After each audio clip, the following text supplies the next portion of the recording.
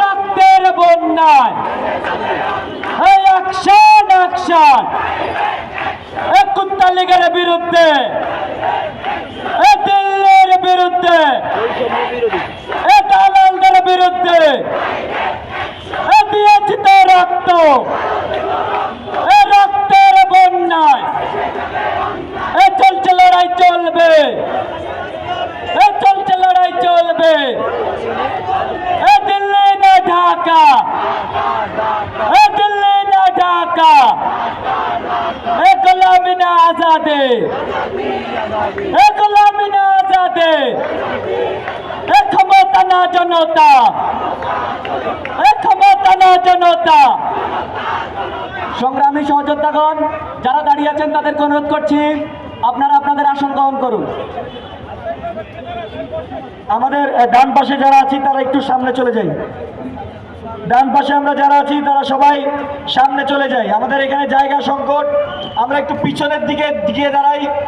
আমাদের মিরপুরের বাসিন্দারা, ব্র্যাক বিশ্ববিদ্যালয়ের শিক্ষার্থী সহ, বিউবিটি সহ আরও যেই শিক্ষার্থীরা আসছি, আমরা পিছনের চেয়ারগুলো খালি আছে, যদি একটু পিছনে বসি তাহলে সুন্দর দেখায়। আমরা পিছনে যাই। আমাদের এখন এই পর্যায়ে বক্তব্য রাখবেন আসদুল্লাহ ইউনিভার্সিটির আমাদের আরেকজন সহযোদ্ধা আরপিএস আবদিন।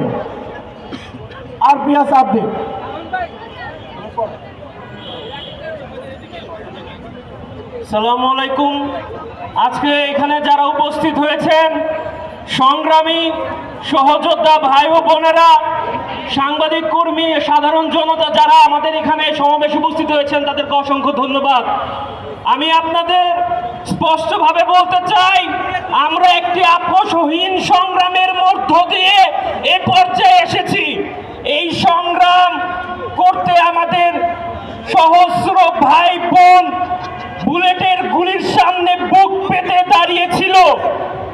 আমরা আজকে জুলাই প্রক্লেমেশনের নামে যে প্রহসন দেখতে পাচ্ছি, সেই প্রহসনের বিরুদ্ধে আমরা ঐক্যবদ্ধ এবং আমরা স্পষ্টভাবে বলতে চাই, কোন ষড়যন্ত্র আপনাদেরকে ঠেকাচ্ছে, কোন জায়গা থেকে আপনাদেরকে সেই অশুভ শক্তি ইঙ্গিত দিচ্ছে, আমরা সেই অশুভ শক্তির হাত ভেঙে দিব, গুড়িয়ে দিতে জানি। ওই ইতিহাস বারবার সেটা দেখিয়েছে। বাংলার ইতিহাস, সংগ্রামের ইতিহাস, আমার ভাষা আমরা রক্ত দিয়ে এনেছি, আমাদের স্বাধীনতা আমরা রক্ত দিয়ে এনেছি, আমাদের এই বিপ্লব আমরা রক্ত দিয়ে এনেছি। আমরা রক্ত দিতে জানি, রক্ত দিতে আমরা শিখেছি।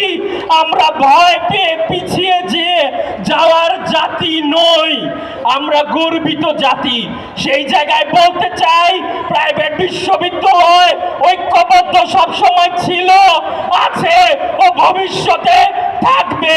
আমাদের যে কোনো সংগ্রাম, আমাদের যে কোনো আহ্বানে আপনারা সাধারণ জনতা যেভাবে প্রাইভেট বিশ্ববিদ্যালয়ের ছাত্র ছাত্রীকে ভালোবেসেছেন, আশা করি সামনের দিনগুলোতেও আপনারা আমাদেরকে সেইভাবে ভালোবাসবেন ও সাথে থাকবেন এবং আমাদের আপোষহীন সংগ্রামে সবসময় সমর্থন দিবেন।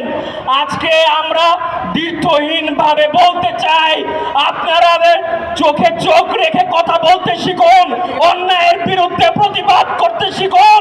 আপনাদের অবশ্যই ঐক্যবদ্ধভাবে সে সমস্ত অশুভ শক্তিকে মোকাবেলা করতে হবে।